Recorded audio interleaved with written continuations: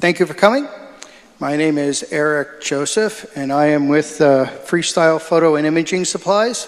For those of you who do not know who we are going to be celebrating our 80th year in business next year. And it just happens that I'll be celebrating my 40th year with Freestyle. So that usually elicits either congratulations or condolences, depending on your perspective in life. Freestyle obviously has a long history in the photo industry. I have a long history in the photo industry. And I was known as the darkroom guy long before the digital guy. Many of you know me for my expertise in digital fine art printing and helping artists choose paper and just in general educating people on digital printing. One of the things that's happened in the past number of years, film, a lot of people will like to say that it has a resurgence. I'd like to say that it never went away. Half of our sales as a company come from the sale of film. So it's still a very big part of what we do. And my job specifically back in the year 2000 was to keep film alive. My job as in charge of purchasing for Freestyle was to connect with every remaining coding facility and make sure we could do everything we could to keep them alive. So we have lots of variety. And one of the things that people have always relied on to get their film into some sort of a computerized format has been scanning. I hate scanning. I think most people hate scanning. Scanners suck. Okay, they're electronic devices. They break. They're electronic, so they just absorb static. They're dust magnets. They're slow. In general, especially the flatbed scanners, they're not very good. And one of the reasons that your negative always pops. Your negative is always like this. So during the pandemic, a lot of people discovered that they could use their DSLR camera and a macro lens to do the same thing. And I very specifically, from a language standpoint, call this digitizing. Because number one, I hate scanners. And two, I'm using the same camera I'm using to take pictures. I'm not scanning the world when I'm using my camera. So the bulk of the equipment that I have up here is from a company called Negative Supply. These are a group of people who are photographers. They were educators, and they're very focused on getting negatives and slides into a digitized format in the highest quality level possible.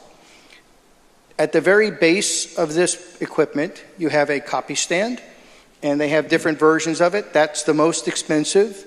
This is kind of medium, and then they have a less expensive one that's smaller. They have negative holders. They have basic holders, which are carbon fiber 3D printed. Carbon fiber 3D printed. And then they have professional holders, which are CNC aluminum, and they have knobs on them so that you can put your film in one side and just turn a knob and have it go through.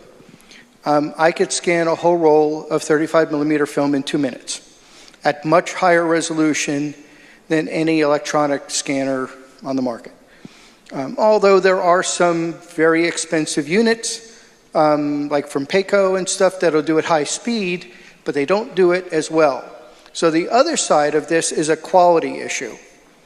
We have a lot of people that come into our store, especially young people who have discovered film for the first time. And they're shooting film, which isn't inexpensive. They're getting it processed, which isn't inexpensive. And then all they want is the scan that comes from the mini lab. And that scan that they get from the mini lab is their final product. They don't even want their film. They want us to throw away their film. I just want to pummel them in the face with both fists. I'm like, Because, and the goal really is, a lot of them are just following their Instagram followers. They're taking the back of people's heads at golden hour with Portra 400. And there's like 100,000 of them doing the same thing. But the part that they're missing is that by getting rid of their film, they're getting rid of the archive. They're looking at it as something they're just going to put on Instagram and forget about it.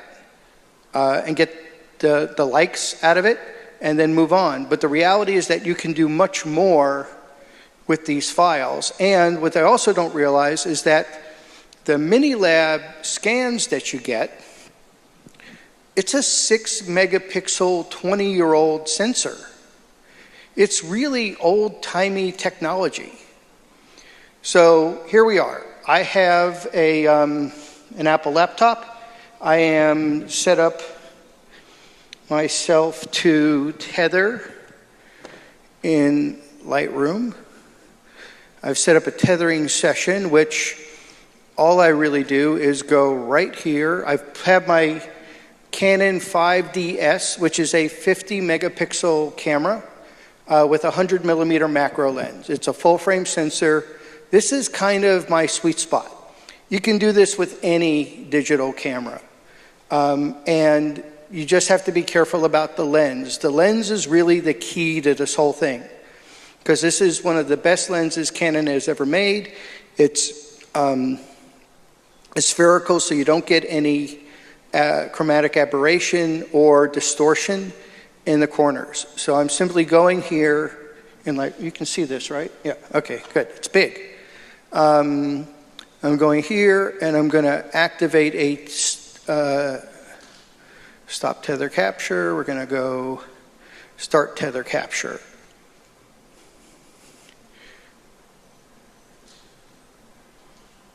So my camera is on. I'm just gonna create a folder that says Inglewood for right now, and we're gonna start off at number 1. And then it's detected my camera, and then usually how I start off with this is we have a product here. This is a strip of negatives. It's a test target. It's from a Russian guy in New York named Vlad. These are called Vlad's test targets. We make them in 35 millimeter, 120, and 4x5. And I just make sure, I haven't done a fine-tune alignment here, but as you can see, there are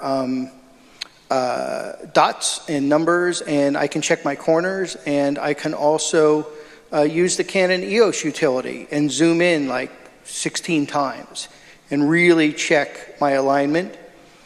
So my camera is affixed to this copy stand, which is their the Pro Riser Mark III, and it's a 1/4 thread, and it comes with this handy dandy little hex wrench.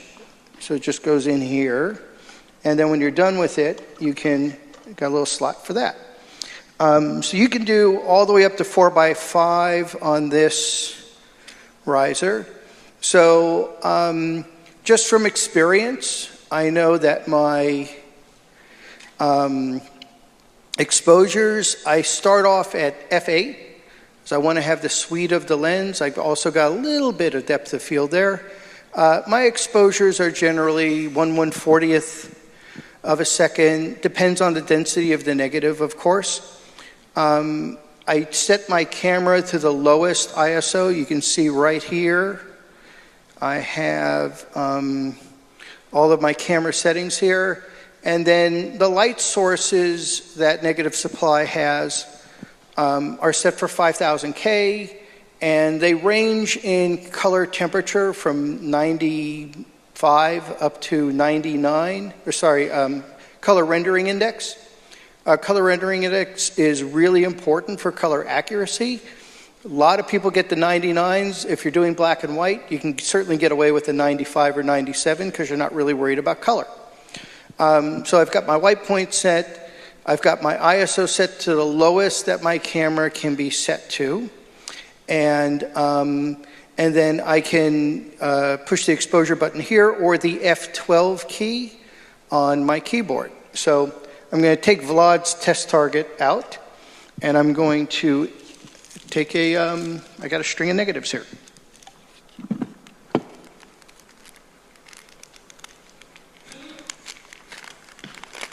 If I speak, can you hear me? Because I hate the microphone. Okay, so I got a roll of 35 millimeter film here. And generally what I do is I have an anti-static cloth. And I am just going to do a quick swipe.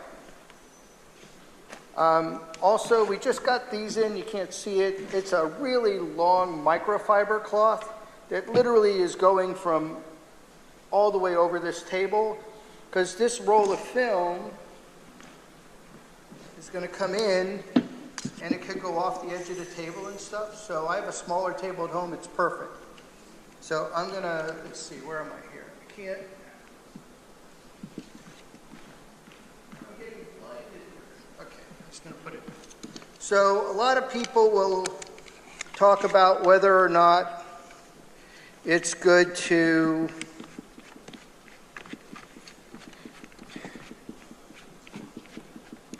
capture from the backside or the other side of the emulsion. It doesn't really matter for this. It's not like an enlarger. And I'm going to go back over here to live view so I can see exactly what I'm doing here. And what I'm using here is a Pro carrier. And you can see it's even backwards. Now, obviously I got to flip it around and it'll go the other way. Might as well just do it that way. Okay. So I like this particular riser, even though it's more expensive, because I can really fine-tune the location of the camera. And then I could also do a manual focus here, if it works. If not, I can do autofocus, I could do manual focus. So I can really noodle this out very specifically, as opposed to this one where I don't have the screw drive. I've got to kind of lift it up and down. And then I'm going to position this in there. I always want to get a little bit of the base, and I'll show you why. So, okay, so I got this over here. And at home, I have a separate table that I have this on, so I'm not worried about vibration.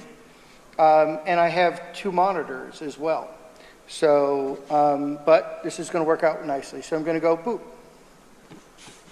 I'm going to go.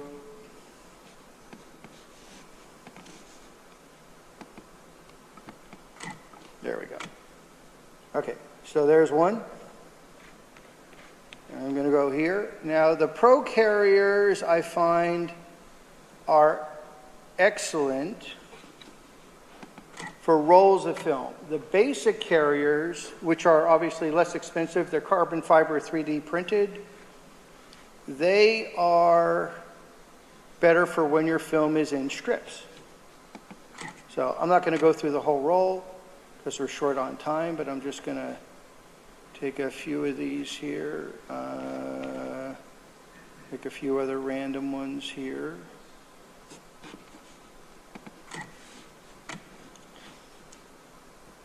Okay, so now you see it's in Lightroom. So I've tethered directly into Lightroom. Now you can capture onto a card. You can put the card in, you can transfer the images over. Now Lightroom doesn't have the ability to reverse the image or get rid of the orange mask. So the first thing that I do here is I'm going to get all of them. I'm going to select all of them. I'm going to auto sync. And then I am going to do an auto white balance on the base. Some people don't. Some people do. Kind of depends. I definitely don't have to do it in black and white. So I've auto white balanced and synced it. And then I'm going to, I have a plug-in program that is very popular for this called Negative Lab Pro. It's nothing to do with Negative Supply. It is simply another company that has very much focused on being able to do this conversion and get rid of the masking. So it's, I'm accessing it through plugin extras. We generally want when this is going to do the processing, get rid of the orange mask. So I'm going to increase this to 10%. Oh, that's why my keyboard's not working. It's not on. Lori, you were supposed to tell me that. Still not working. Okay, fine. Okay, so I'm getting rid of the mask now. I'm going to convert 4 negatives. And there we are.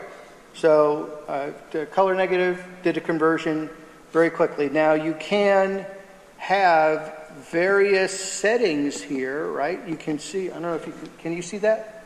Can you see it change much? So it emulates certain films. So you can really do some initial editing here at this level. I'm going to go with, this is Fuji Superia. I think I'm going to go to, I kind of like pick on clean and rich. I'm going to go apply. So now it's applied all that, and I'm going to go back here. I'm going to flip them around the other way just because I'm a little weird that way, and we'll flip it down. Let that go this way. And as you can see right off the bat, it's pretty accurate. May not be perfect, but these are the types of things I love doing with negatives. So I find that all negative film has its own kind of color sensibility, but we can really start changing things. And the other thing I like about film is that I find that film really captures highlights, whereas in digital sensors really blow out highlights very easily. So, and your highlights and shadows are, everything's reversed because this is a negative now. So you see when I'm doing this, I'll zoom in here a bit. Really when I'm doing the highlights, I'm really doing the shadows. And then when I'm doing the shadows, I'm really doing the highlights. And I could change this completely. I can do minor changes. And then of course I got a little dust speck up there. Nice thing is in Lightroom, we've got a heal tool, and I could go bloop, and it's gone. So retouching is very easy. As you can see, I captured 4 frames in just a few seconds, and I could make really large prints. The size of the files that come out of this camera are absolutely huge, and I have a bunch of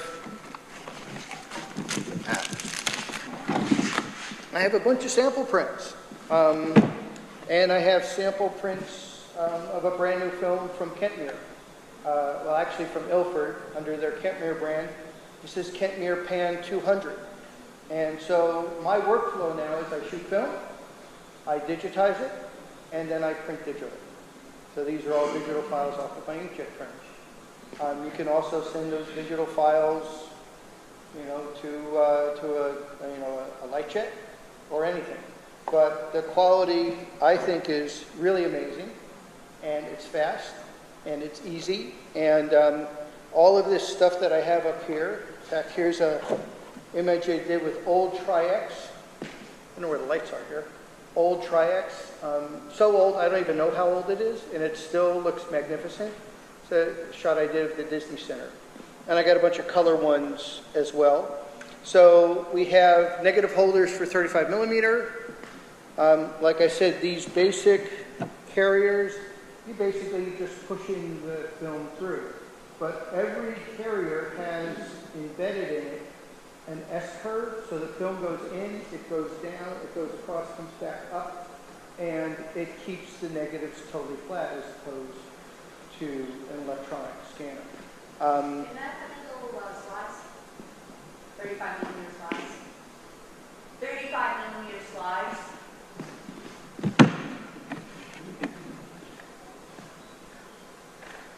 35 millimeter slide holder. So they are committed to supporting every single solitary film format ever made. They're making 127 super slide. They just made a ridiculous product for scanning disc film. Wow.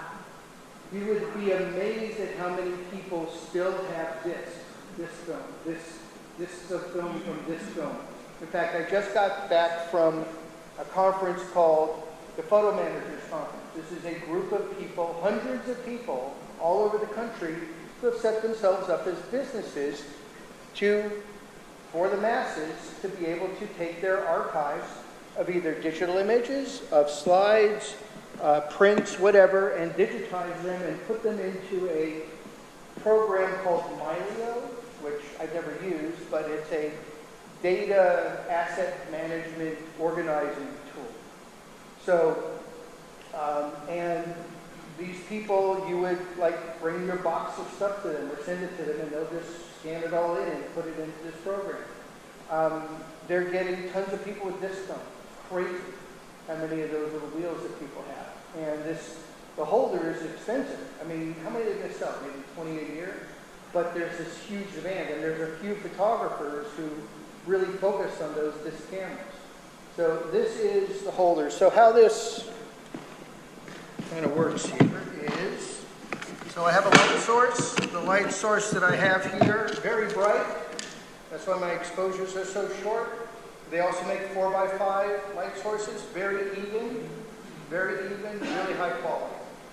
So each kind of holder has a stabilizing mask that you can put on there. You can also just do this and not spend the $20 for one of these, but this really kind of nicely holds it in place.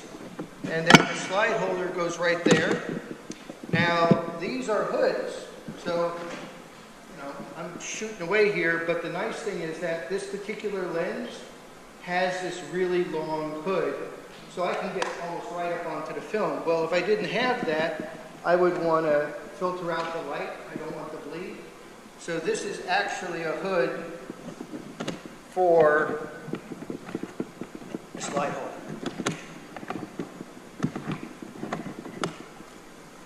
Okay, come on, you're supposed to go on it. So, and then it has extensions depending on where your hood is. So we have 35 millimeter roll film, 35 millimeter slide, 127 super slide, 2 1/4. We have a 2 1/4 carrier. This is the Pro carrier. And we have similar products for the basic. They all also come with masks. So you can mask for the specific format that you have.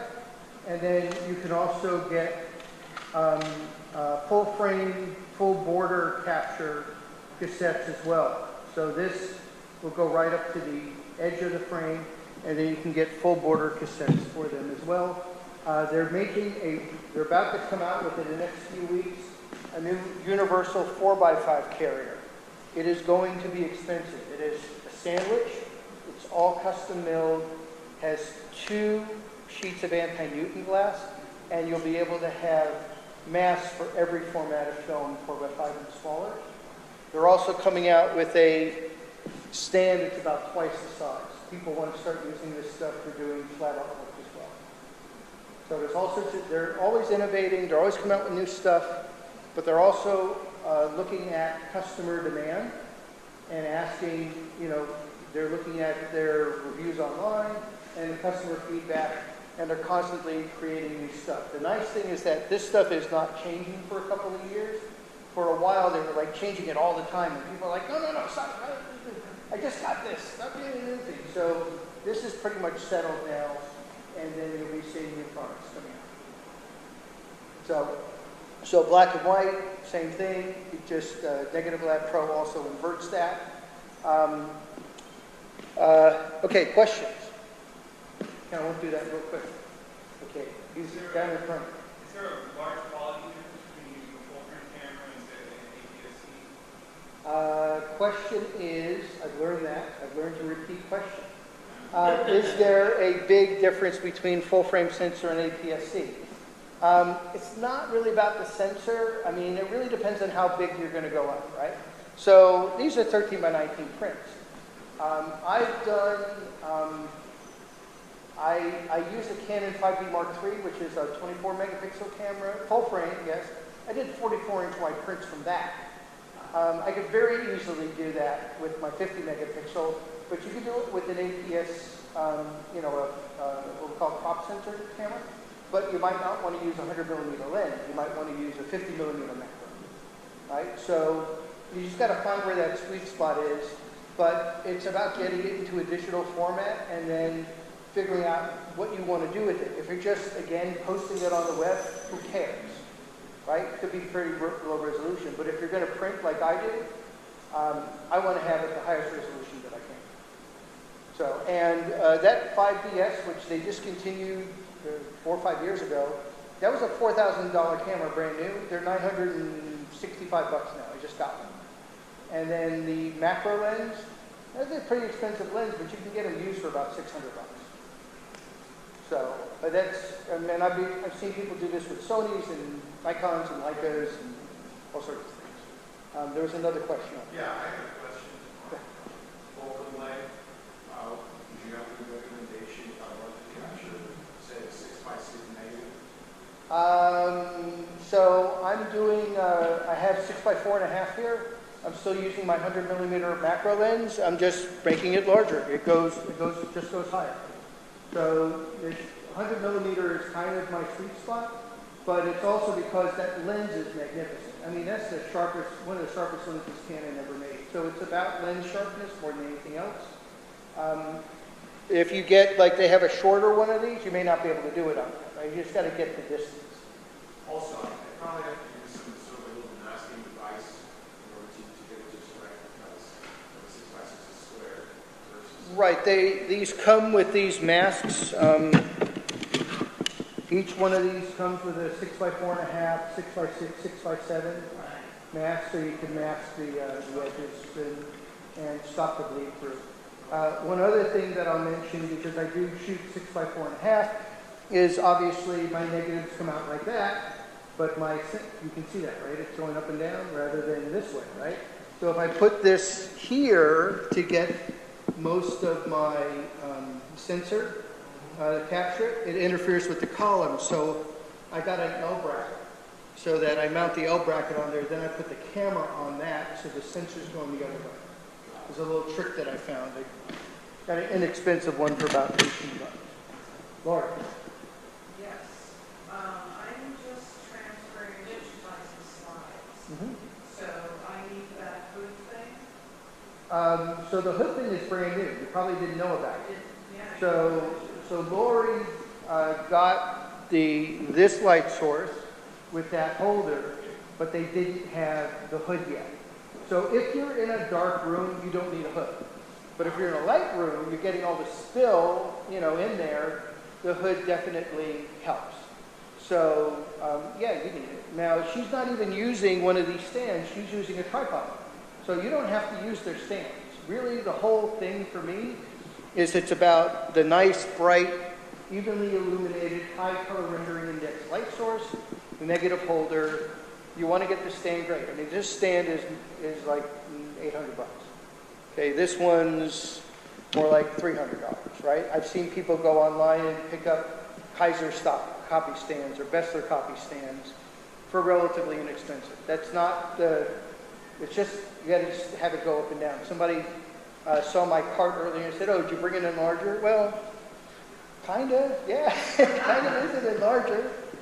But it's just some place to put the camera that holds the sensor that moves it up and down. So it's fairly simple.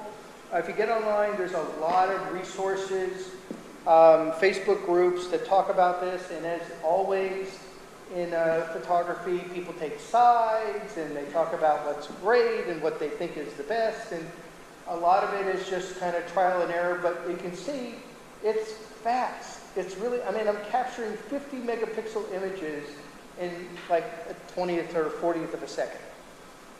And I actually have a buddy of mine who is an expert in drum scanning, and we did a shootout, and he's like, geez, when my drum scanner dies, I'm doing this. He goes, what you just captured in 1/140th of a second, it would have taken me all day. Because he has to set it up, it's got to do its thing. It takes a long time That's why they charge a lot of money for drone scans. He says, he goes, it's maybe this much off, right? Because drum scans are more linearized, so they're flatter. You're always going to get a certain amount of bias in the sensor, you know, just because it is what it is. I mean, it's raw, but it's still going to have a certain amount of bias. And we should have something a little more interesting on there than a... Okay, there, Dunkin' Donuts, there we go. So, so not saying drum scans are bad, they're great, but they don't make them anymore. This guy actually is running a Mac tower, G4 tower running Mac OS 9 to run his drum scanners. And that's the other thing is a lot of the old scanners, that you can't plug them into a new computer anymore. So you're running old computers with old operating systems just so you can have the ports to plug them in. This never goes out of style. Once you buy it, you don't have to buy anything else unless you want to do a different format. So they're also in the process of re-engineering their 8x10 light source, which was very, very expensive. So they've got some new projects coming online. So, okay, any other questions? Jeez, it is dark out there. How is it with restoration for underexposed images? So underexposed negatives? Yes. So you have the latitude of shooting raw. And I find that I'm able to capture so much more highlight and shadow detail than a typical scanner would make. And I've done some underexposed negatives, and you know, you just have to compensate. The nice thing is that you also have the immediate ability in Lightroom to do some retouching. And I just saw in Topaz Photo AI, which I use Topaz Gigapixel AI a lot to up-res images. And Topaz Photo AI, which is kind of their flagship product now, has dust removal and everything. I haven't tried it. I just found out about it a couple of days ago that they now have some restoration features in there. You should be able to do some incredible stuff with it. The thing is that it's digital, so we have a lot of latitude. And because we have a RAW file rather than an 8-bit JPEG or an 8-bit TIFF file, we have a lot more information there to deal with. So, I mean, there's obviously with anything, there's going to be a limit. Any other questions? No more questions? Time. I've still got a few minutes. Okay, how much does the hood cost? I'm glad you asked that question. I forgot. I don't know. I could look it up though. We can get on the internet and we can look. So they just came out, literally. It's brand new. In fact, the one I have here was the prototype.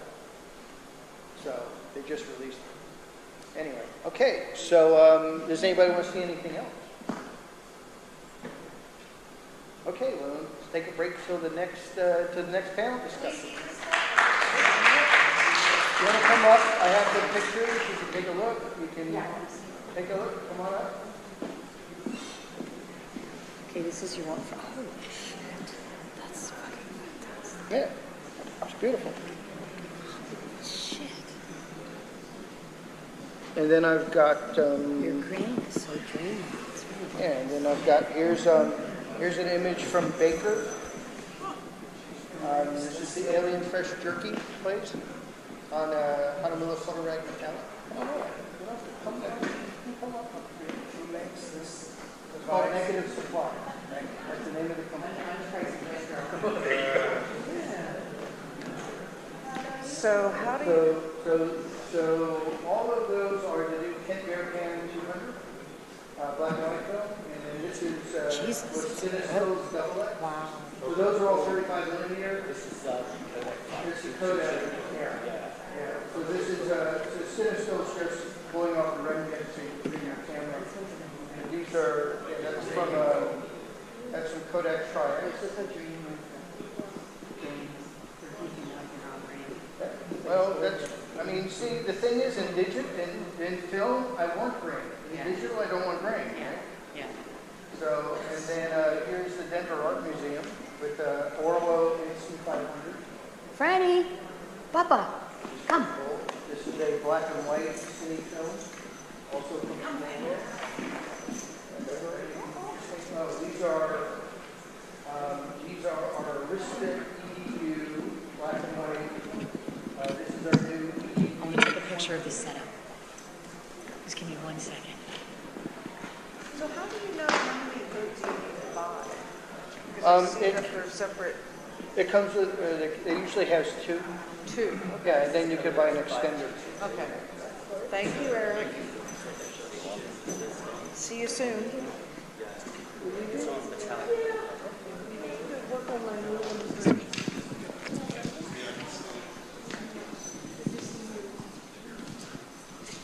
These are new DX 400s.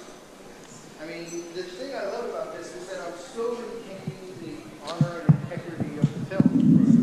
And these are all, I just printed them out in my agent printer.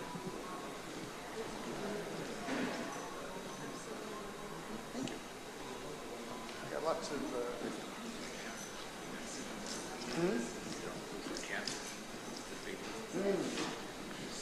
Yeah.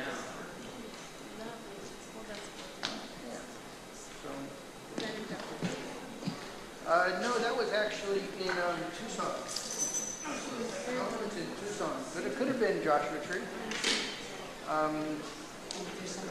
Where was I had, where is, I think maybe yeah, I was at an event a couple of weeks ago, and I was near the icon. sometimes we used to cut on negatives, like 1 negative. If it's not in a slide holder, it probably wouldn't work in one of these, right? Or would you have to put it in a slide holder? Because sometimes this old school, they would just cut the negative or the image of the one they wanted. You'd have to, I would recommend putting it in the Putting in a slide. slide? Okay, Yeah, great. putting That's in good. this slide. Super, super, super. Yeah. Are there instructions online that you have that walk you through the whole process? There's instructions everywhere online. I mean, this is something that's, everybody's kind of got a different way of doing it. They're giving you the basic stuff. But And I you're- also am teaching class. I don't have a step-by-step instruction on how to do it because there's so many different ways. Yeah. But I am teaching classes at Los Angeles Center of Photography.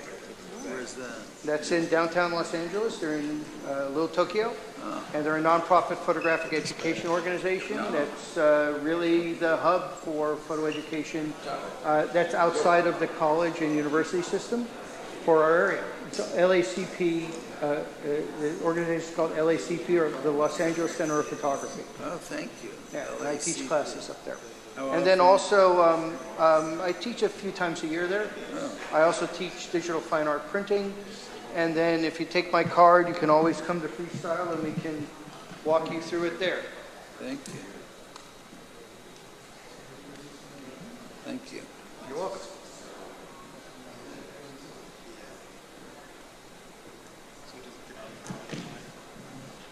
It doesn't get, so this keeps the ambient light. Yeah, so I would take this hood off. And then this stuck on my cord. This goes over and it just goes over the lens so it keeps the ambient. Yeah, so they have, and these are all, these guys have 100 3D printers, cranking stuff out 24/7. So this is all carbon fiber 3D printed.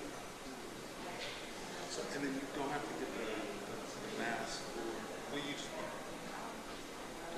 this is the mask, right? And then this is the light. So, yeah,